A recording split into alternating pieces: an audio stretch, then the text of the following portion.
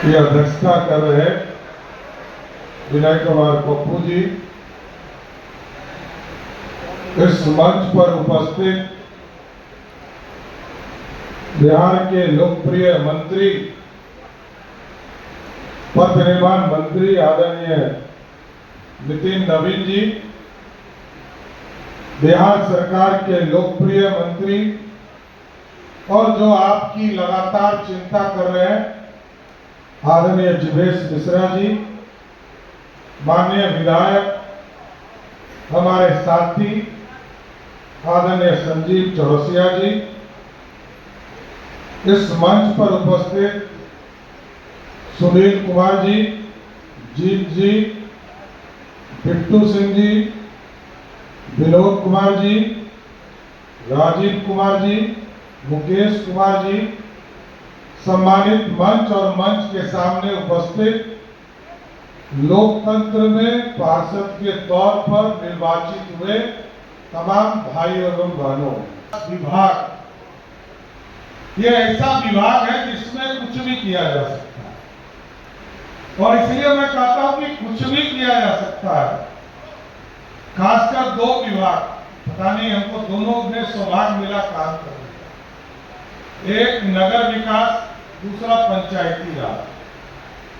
दोनों में प्रतिनिधि चुनकर आते हैं, लेकिन यदि नगर विकास में अभी मन कर जाए कि डाकबंगला चौराहा के बगल में कोई पार्क है, उसमें एक पहाड़ का स्वरूप बनाना है, तो कल से नगर निगम बनाना शुरू कर देगा।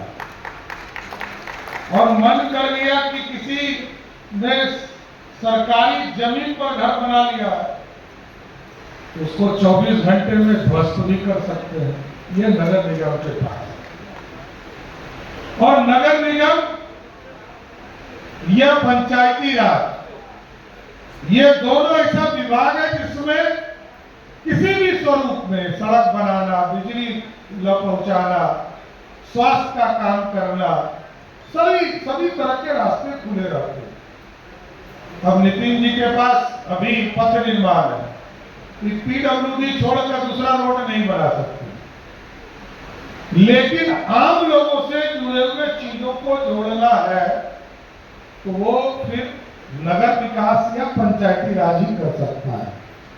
लेकिन साथियों, मैं फिर भी कहूंगा कि लोकतंत्र में पार्षदों की अहम भूमिका है और विशेषतौर शहरों में जिस तरह एकदम निर्भर होते हैं आम लोग कि वार्ड पार्षद से मिलेंगे मेरा काम हो जाएगा, वृद्धा पेंशन हो, विधवा पेंशन हो, दिव्यांगजन को पेंशन हो या किसी को बिजली कनेक्शन लेना है, तो ये तमाम चीजें आप पर निर्भर है।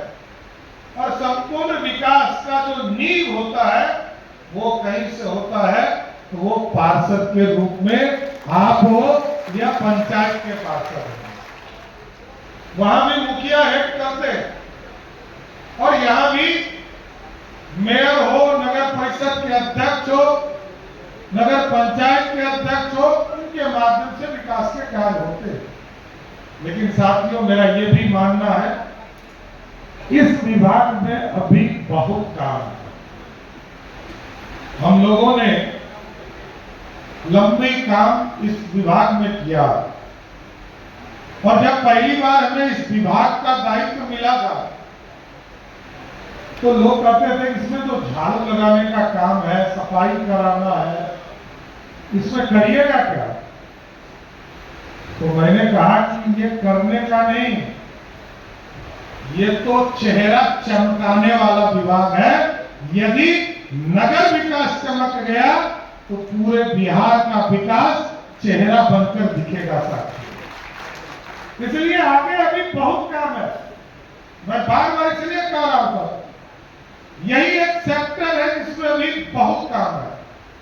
नीतीश कुमार जी ने गांव में सड़कें पहुंचा दिया। मैं गर्व से कह सकता हूं, आप झारखंड चले जाइए, उत्तर प्रदेश चले जाइए, बंगाल चले जाइए, छत्तीसगढ़ चले जाइए, आज भी वहां के गांव में सड़क नहीं है, लेकिन बिहार का कोई कोना नहीं है, कोई गांव नहीं है जो छोटा गांव है उसको एक तरफ से रोड है और जो बड़ा गांव है उसको 3 से 4 तरफ से सड़क है। लेकिन अब कई चीजें हम लोगों ने प्रयास शुरू किया। नितिन जी आए तो हम लोगों ने 4-4 शहर में मेट्रो की कल्पना किया, उसका भी विज्ञान बन रहा है। हम लोग जब पहली बार मैं सरकार में आया 2014 में नगर विकास के मंत्री के तौर पर, तो पटना में मेट्रो रेल की कल्पना किया साथियों। और पटना मेट्रो रेल चलाने में उस समय हमारा बजट था 14,462 करोड़ रुपया। और क्योंकि हम पीपीपी मोड पर नहीं गए और सरकार लेवल पर हम लोगों ने चर्चा किया, भारत सरकार और बिहार सरकार के सहयोग से हम लोगों ने काम शुरू किया। आज लगभग 29,000 करोड़ का योजना हो चुका। पहला फेज का हम उद्घाटन करने जा रहे हैं, लेकिन हम जरूर आश्वस्त करेंगे पटना को सिर्फ पटना मेट्रो रेल नहीं मिलेगा। उस दिन पटना मेट्रो रेल के साथ साथ वाटर मेट्रो भी पटना को हजारों करोड़ का देने का काम किया गया। और साथियों, ये स्वाभाविक है, लोकतंत्र नहीं था, ये आपकी चिंता थी, इसमें कहीं दो मत नहीं, क्योंकि आपको आदत थी लोकतंत्र के माध्यम से लोगों को चुनने का। सरकार ने कुछ पॉलिसीज बनाए थे, जिसके बाद मेयर और उप मेयर का चुनाव की प्रक्रिया बदल गई। लेकिन जो स्टैंडिंग काउंसिल है, आगे की चीजें हैं, इसके बदलाव के लिए कई साथी हमारे प्रतिनिधि लोग मिले। आदरणीय जुबेर जी ने इसको बढ़ाया और आदरणीय मुख्यमंत्री जी की सहमति हुई और फिर से ये नए कानून के तौर पर विधानसभा से पारित करने का काम किया जाता है। और आगे भी पूरी तरह अर्बन के चेहरे को बदलने के लिए लोकतंत्र चाहिए। विनय जी तो बहुत लंबे समय से काम कर रहे हैं अर्बन में, लेकिन ये पूरा चेहरा बदलने की जरूरत है। मैंने तो कई बेसिक कम्युनिटीज पर काम शुरू किया था साथियों। मैंने सभी जगह ऑफिस बनाना शुरू किया, एडमिनिस्ट्रेटिव भवन के तौर पर सम्राट अशोक भवन सभी जगह हॉल बनाने के लिए था।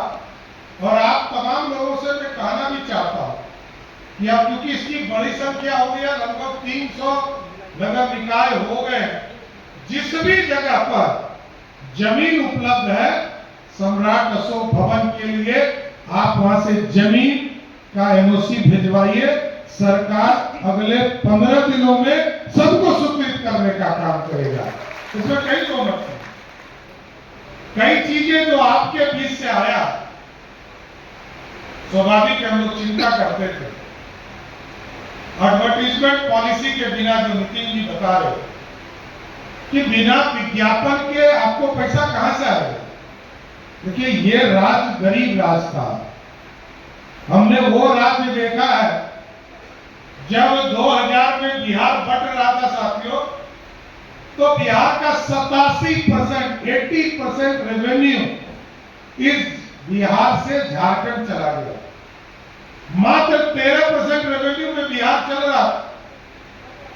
2005 से नीतीश कुमार जी, सुशील मोदी जी के नेतृत्व में बिहार आया, आज पूरी तरह व्यवस्थित हो गया।